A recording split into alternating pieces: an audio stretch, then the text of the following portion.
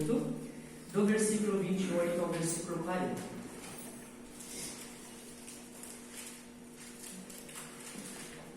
João 18, de 28 a 40. Se para alguns ficar muito quente, abra uma porta, tá? Então, não nos custa fazermos isso. Antes de ler o texto, eu queria mencionar algumas coisinhas sobre os 4 evangelhos e como eles enxergam esse texto.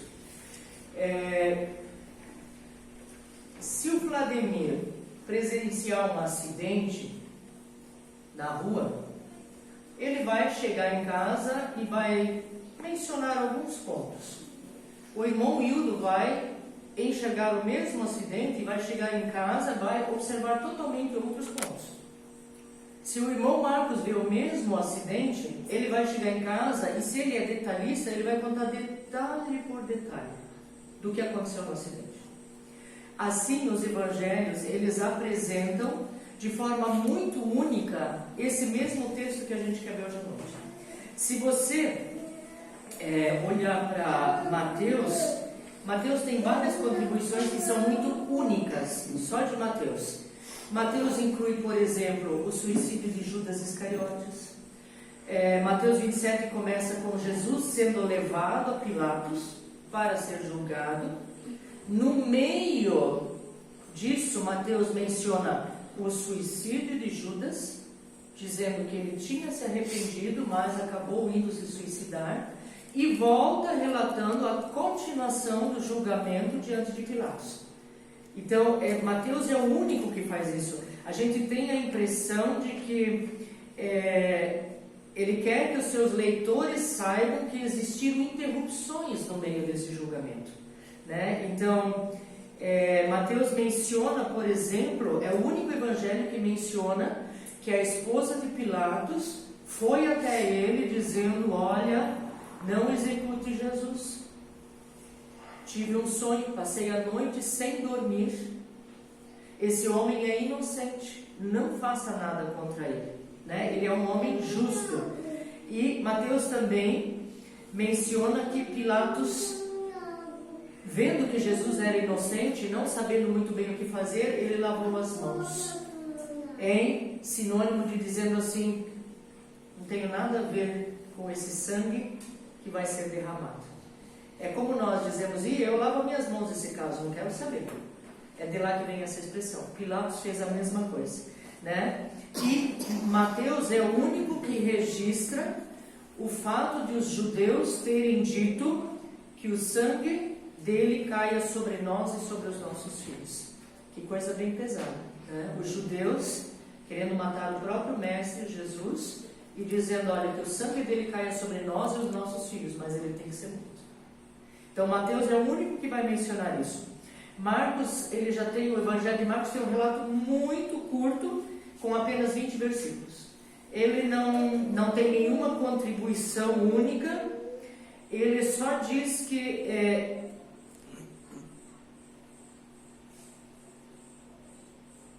havia descoberto que os judeus tinham entregue Jesus por inveja.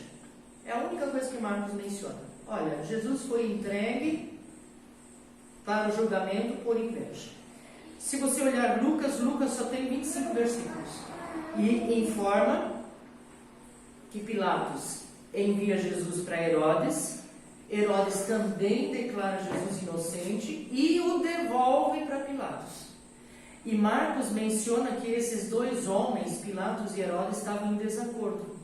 E que eles voltaram a se comunicar, a falar melhor em função do julgamento de Jesus. Que até então eles não estavam, brasileiramente falando, se bicando, né? Mas ali tinha um réu em comum, então eles voltaram a se comunicar e a se falar. E agora nós vamos então para o Evangelho de João. E João tem o relato mais longo e mais detalhado da audiência de Jesus diante de Pilatos. Então, é João que percebe esse crescente senso de admiração e de pavor de Pilatos. Porque Pilatos fica apavorado. João é aquele que informa também uma observação cínica que Pilatos fez perguntando a Jesus o que é a verdade. E é uma pergunta muito pertinente, né? O que é a verdade para nós? A verdade é que Deus enviou o seu único Filho para que todo que nele cresce não morresse, mas tivesse vida eterna. Essa é a verdade, é a maior de todas as verdades. Mas Pilatos, quando ele faz essa pergunta, ele não espera por resposta. Ele pergunta para Jesus, é como eu perguntar para Ana, o que é a verdade? E quando a Ana vai começar a me responder, eu já virei de costas para continuar conversando com os outros, né, que estavam culpando a Jesus. Então, muitos hoje, como a Rosinete comentou, não querem se aproximar da verdade que é Jesus. Você crê em Jesus? Parece que é algo contagioso, né? Então, em João a gente vê o registro da conversa que ocorre entre Pilatos e Jesus, e nos outros evangelhos Jesus não diz quase nada, né? Nem aos judeus, nem a Pilatos, nem a Herodes. Jesus e Pilatos, eles têm uma espécie de conversa, e quando Jesus se recusa a falar, é porque como réu ele não precisa testemunhar contra si mesmo, né?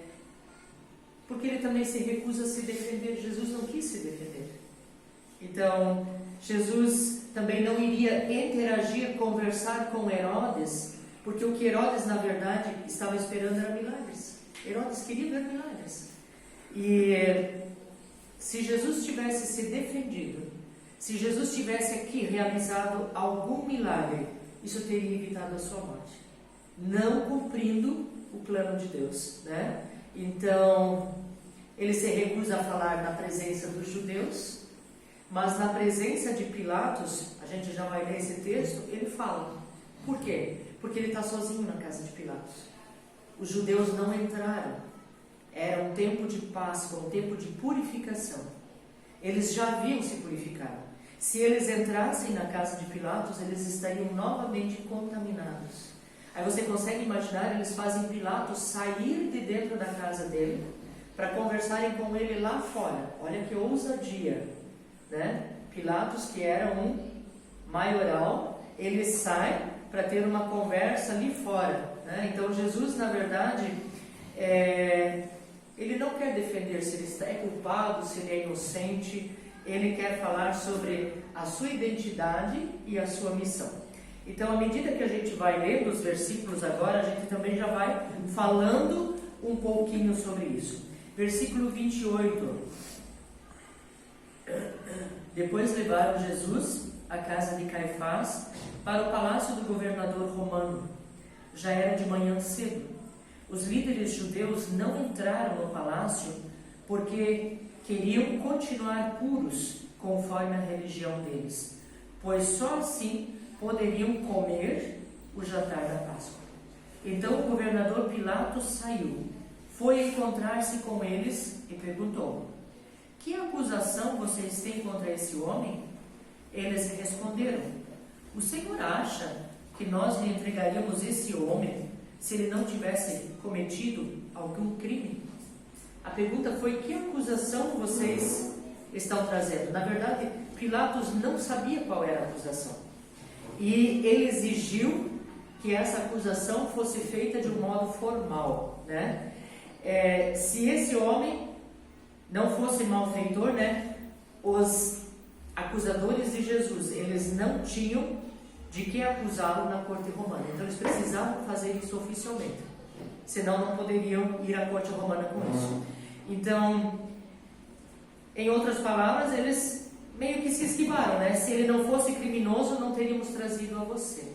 Mas ainda não responderam qual era o crime, né? Versículo 31, Pilatos disse: levem esse homem e o julguem vocês mesmos, de acordo com a lei de vocês. Nós não temos o direito de matar ninguém. Então, não cabia a Pilatos julgar Jesus por aquelas acusações. Aquilo não era uma acusação, eles não haviam dado, né? E os judeus já responderam: a nós também não é lícito matar, né? Porque os romanos nos proibiram de aplicar a nossa pena capital. E qual era a pena capital dos judeus? O apedrejamento. Lembra que eles apedrejaram Estevão? Essa era a pena capital dos judeus. Mas os líderes judeus, eles na verdade, além de não poderem aplicar a lei capital, eles também não estavam interessados em um julgamento justo. Eles queriam a permissão de Roma para executar Jesus. Versículo 32. Isso aconteceu assim, para se cumprisse o que Jesus tinha dito quando falou a respeito de como ia morrer. E o que é que Jesus tinha dito a respeito de como ele iria morrer? Alguém lembra disso? O que Jesus disse? Lá em Mateus capítulo 12, essa resposta se encontra. Mas o que ele disse dele mesmo? De como ele iria morrer? Alguém se lembra? E eu, quando for levantado da terra, atrairei muitos a mim. Isso indicava o método que seria usado para matar Jesus, que era a crucificação. Então, os judeus não podiam aplicar a pena capital deles, porque era apedrejamento. Mas os romanos podiam, porque a pena capital dos romanos era a crucificação. Lembra que o pastor Moacir uma vez comentou num estudo de que cada país tem a sua maneira de matar alguém, né? Uns eles amarram no chão e são invadidos por formigas até a morte, outros são enterrados vivos só com o pescoço do lado de fora. Então, aqui é a mesma situação. Cada um tinha a sua forma, né? E João destaca aqui que os líderes judeus não tinham essa permissão. Então, o versículo 33 vai continuar dizendo: Pilatos tornou a entrar no palácio, chamou Jesus e perguntou: Você é o rei dos judeus? Então, os judeus acusavam Jesus de ter dito: olha, ele diz que é o nosso rei. E Pilatos agora faz essa pergunta, né? Porque por esse ângulo, essa acusação se tornou mais séria. Por quê? Porque poderia ser considerado traição pelos romanos, sendo punido de morte. Porque existia um rei romano.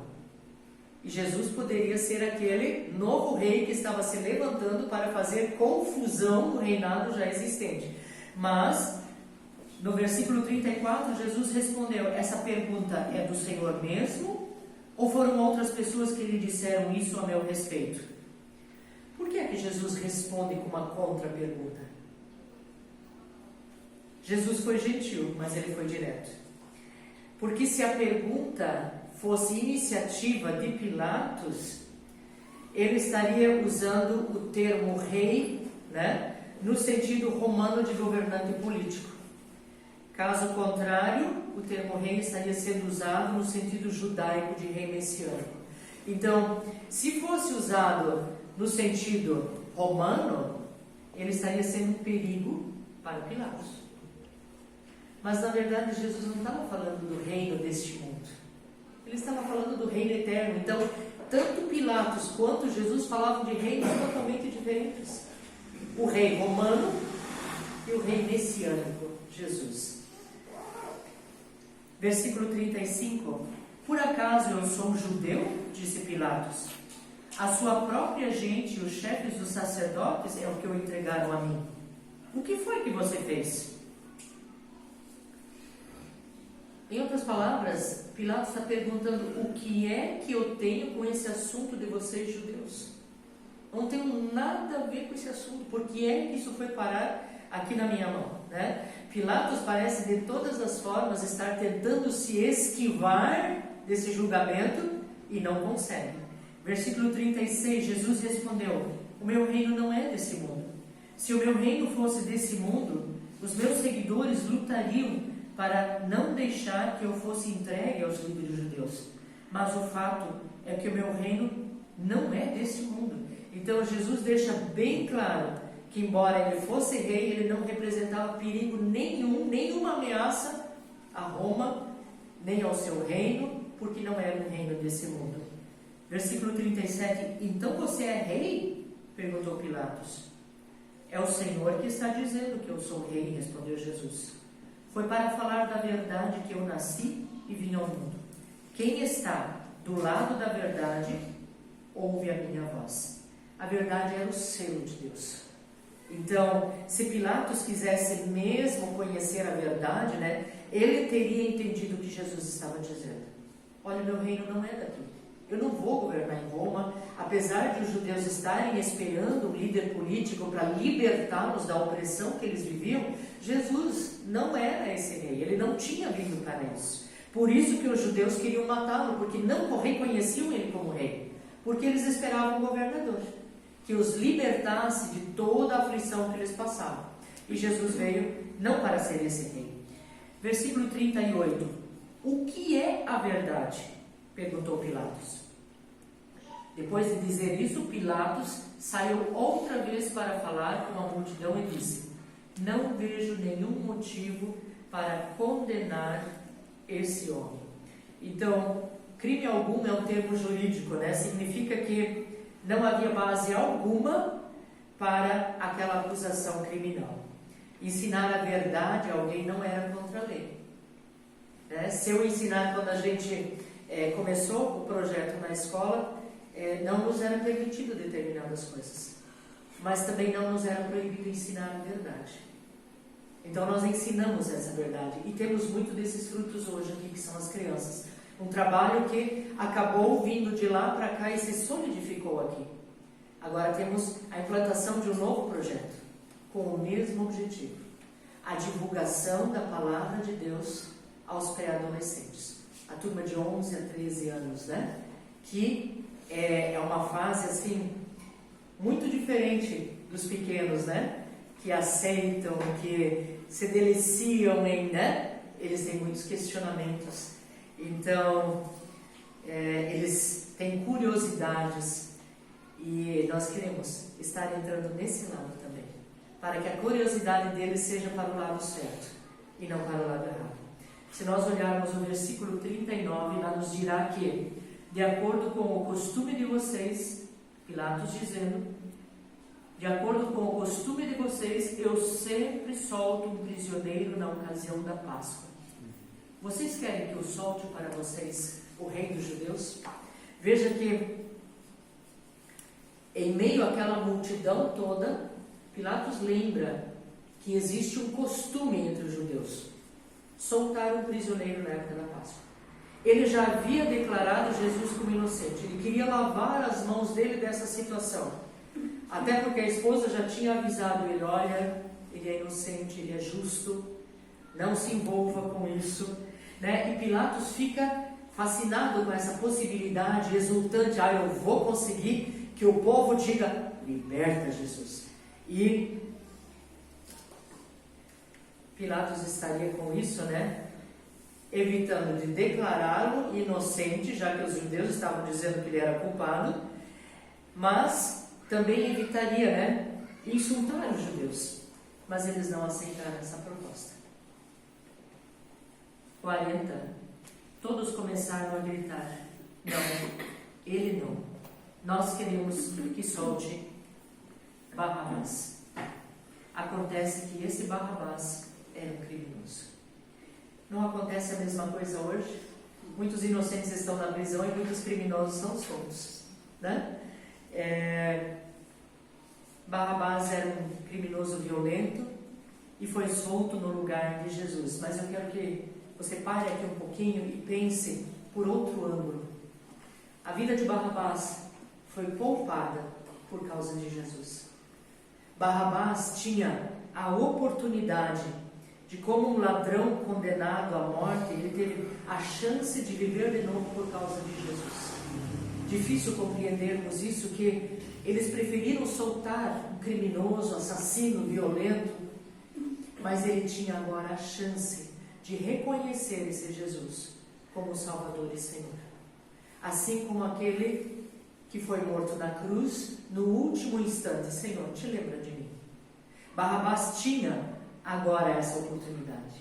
E isso estava nos planos de Deus, que esse criminoso fosse solto, e que Jesus morresse segundo o clamor dos judeus.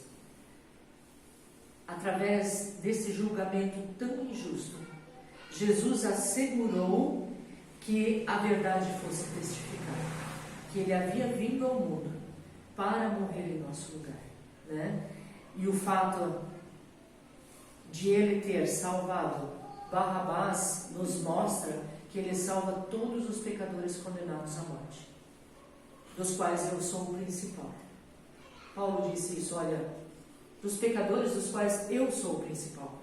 E eu digo nessa noite, o pecador dos quais eu sou o principal, porque eu tenho muitas falhas, muitos erros, né? Então essa é a verdade da salvação. Jesus, ele quer nos mostrar, através do que aconteceu com Barrabás, né, de que essa verdade tão antiga, ela vale ainda hoje para o nosso século 21. Então, nós temos que voltar o nosso coração para essa verdade imutável de Deus, né? E com essa profunda gratidão de que Deus nos ama tanto a ponto de dar o seu Filho. E a pergunta é: quem é Jesus para você? O que você diz quem é Jesus? E eu pesquisei um pouco sobre isso, o que Jesus dizia dele mesmo. Então, e existem inúmeros nomes de como Jesus é mencionado, mas quem ele é para você? Jesus pergunta a Pedro: quem dizeis vós que eu sou? E Pedro responde: tu és o Filho do Deus Altíssimo. Quem é Jesus para nós? Será que ele é o Filho do Deus Altíssimo? Como diz Lucas capítulo 1, ele será grande e será chamado Filho do Deus Altíssimo. Será que ele é o Príncipe da Paz? Quando Isaías nos diz: porque um menino nos nasceu, um filho se nos deu, o principado está sobre os seus ombros, o seu nome será? Quem pode continuar? Maravilhoso, Conselheiro, Deus forte, Pai da eternidade, Príncipe da paz. Príncipe da paz. O príncipe que nos dá a paz. O conselheiro que está à nossa disposição para nos aconselharmos quando precisamos. Né? Ouvimos o testemunho da Rosinete há 2 semanas atrás. Aquele conselheiro que respondeu através de versículos da palavra. Podemos dizer que ele é Emanuel. Portanto, o Senhor mesmo lhes dará um sinal, eis que a Virgem conceberá e dará à luz um filho e lhe chamará Emanuel, que quer dizer Deus conosco, sempre conosco. Poderíamos dizer que ele é a luz do mundo, é a minha luz, eu sou a luz do mundo. Quem me segue não andará em trevas, pelo contrário, terá a luz da vida. O que a luz indica para nós? O que a luz indica, Rosinete? O que ela pode nos indicar? Caminho. No escuro, a gente Exatamente. não enxerga. Exatamente. Está tudo escuro. Aquela luz me mostra o caminho. Em meio aos meus pecados, a luz de Cristo